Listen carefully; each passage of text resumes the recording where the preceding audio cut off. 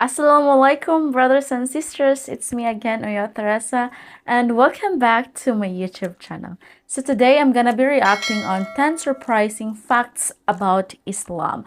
So last time I've been reacting on the 600 priests converting to Islam. So I was being curious about this. So without any further ado, let's start watching. Islam is a religion that has become a staple here on FTD Facts, and there's still so much more that can be said about Islam on a whole. So guys, welcome back to another episode of FTD Facts. My name is Leroy Kenton, and I'm sharing just 10 surprising and interesting facts about Islam. So let's go. Starting at number 10, it's important to know that Islam is the name of the religion, and a person who practices Islam is known as a Muslim.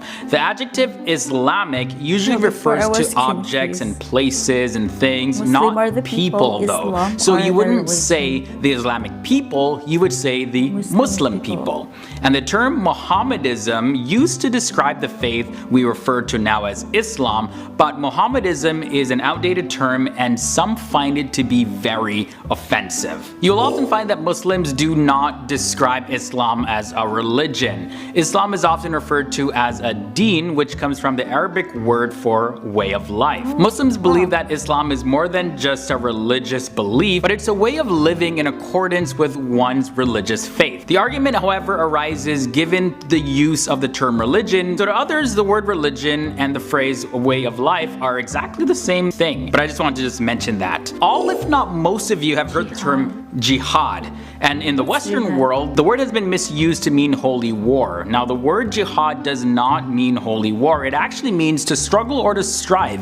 In a religious context, it means a struggle to successfully surrender one's will to the will of God. Now, the term holy war gives a notion that the struggle is between Muslims and non-Muslims, which is totally the wrong context of jihad. There are also 6 articles of faith in Islam known as Arkan al-Iman, and these are basic beliefs that one must have in order to be considered a true Muslim.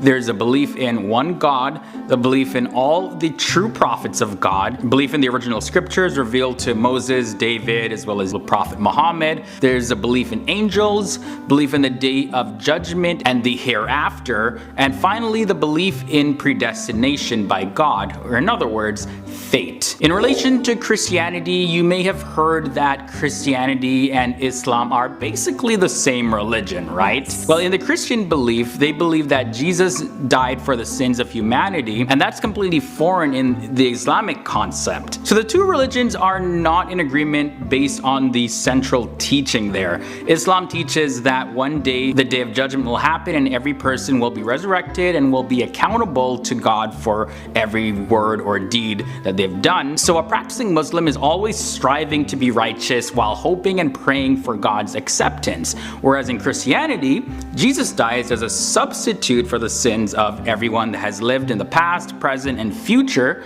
And because of that, people have the opportunity to even be considered righteous by God in the day of judgment. So two completely different fundamental central beliefs. Muslims also follow the lunar calendar or the Hijri calendar. The lunar calendar has about 11 days less than the solar calendar. Thus, every year, the months of the lunar calendar occurs 11 days prior to the previous solar year. There are 2 major holidays in Islam. There's Eid al-Adha, and that is at the end of the pilgrimage to Mecca, and Eid al-Fitr is at the end of Ramadan. And by the way, Ramadan is the 9th month of the lunar calendar, when it's believed that the Prophet Muhammad received the messages of the Quran. Another interesting fact is that Muslims had created a house of wisdom, Beit ul Hikmat in Arabic, and it was active during the 9th to the 13th centuries, where both Muslims and non-Muslim scholars sought to translate the world's knowledge into Arabic. Many classic works that might have otherwise been lost were preserved in Arabic and Persian and later translated into languages like Turkish, Hebrew, as well as Latin. Only 3 more facts left, and this one, very interesting. So in Islam, Allah has 99 names and each of the name has a meaning, and Muslims believe that God has revealed 99 names or attributes in the Quran. And it's through these names that one can come to know the Creator. And a few of these names are, obviously I'm not going to go through all 99 of them, but there's Ar-Rahman, meaning the All-Merciful. There's Al-Alim, and that means the all-knowing or the omniscient. Al-Wali means the protecting friend, patron, and helper. And finally, Ar-Razak, that's the ever-providing. Yeah, it's pretty fascinating. If you want to know more, just Google names of Allah. Second last fact is that if all really Qurans in the world today were destroyed, the original Arabic would still remain. This is because millions of Muslims called Hafiz, or guardians or memorizers, depending on the context,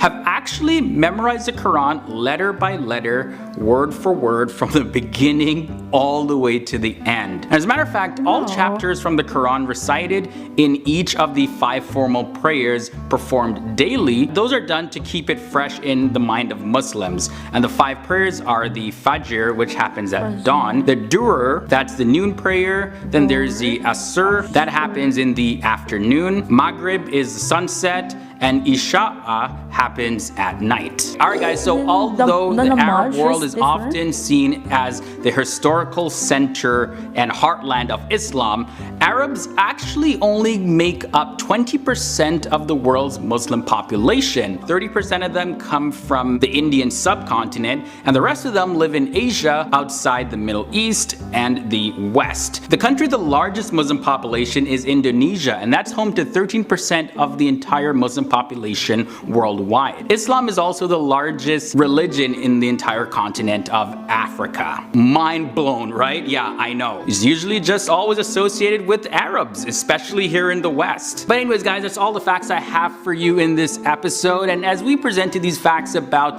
Islam, you probably just begin to see exactly where Muslims are coming from, or at least have a better idea. We do these videos to help educate people around the world about the different countries, cultures, people, religions, all that good stuff, in hopes to have each of us understand each other so that we can move forward, build bridges, make the world a better place. Wow, that was really interesting. So I was really shocked. Like, it was really like, tell me like, there's are 99 names of Allah. Wow, I was really surprised to hear that. And yes, my question is like like there's R5, so I know that Muslims pray 5 times a day. So what is namaz is that they where you pray? Is that where you pray? Because I have friend, he will just tell me I will do namaz, something like that. I guess I thought it was a prayer, but we don't know, is it a pray or it's a place where you will pray.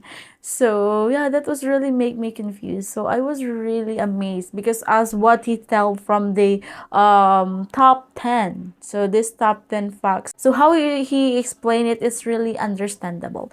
So yeah guys, thank you so much, and before I'm going to end this video, please don't forget to subscribe my YouTube channel and hit notification bell that you've been notified on my next videos. Thank you so much once again. I'm oyao, Theresa. May God bless you and have a nice day.